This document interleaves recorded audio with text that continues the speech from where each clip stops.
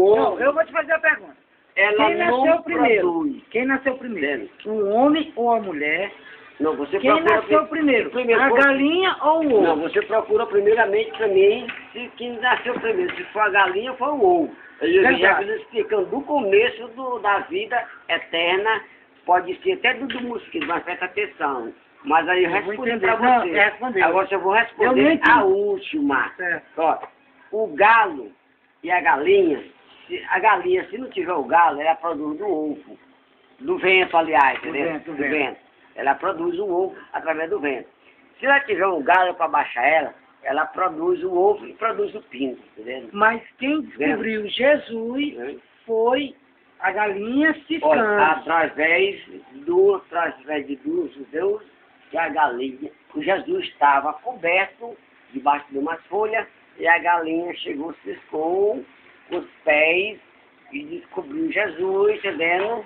E foi para os judeus chegarem e encontraram Jesus. Isso aí é um depoimento de quem entende e quem está falando A sério. galinha não é remosa, mas o pé da galinha é remosa. Se ela riscar você no seu pé, uma Se coisa, ciscar, se fosse bem aqui, ó, bem no meio da canela, é um ferimento remoso, entendeu? foi a galinha que... Não. Né? Pode ser qualquer ferimento, depende da Se a galinha pegar...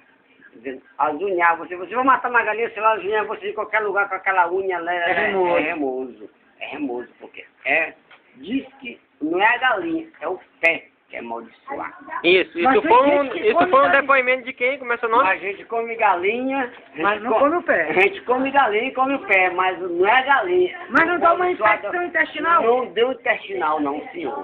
Mas é Só foi remoso. no pé, que o pé tem que fazer assim, ó, pra trás. Fosse pra frente, tava Então determinado. por isso que o pessoal não gosta de comer galinha na A virada do galinha, ano. ela fica pra trás.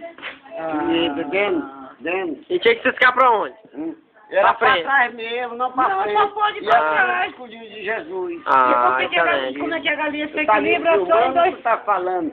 Reginaldo Rossi, da Silva Nunes. Esse é meu patrão. Meu patrão, gente boa. Bem inteligente, entendendo? Demais. Sabe, até coisa que você nunca descobriu no Brasil. Lê Por que pensamento. chove no Brasil? Por quê? Não sei. Por Porque quê? o Pedro Alves descobriu e não cobriu. Exatamente. Você é o cara. Fecha a câmera. É cada uma que eu tenho que escutar e não tem jeito. Você quer.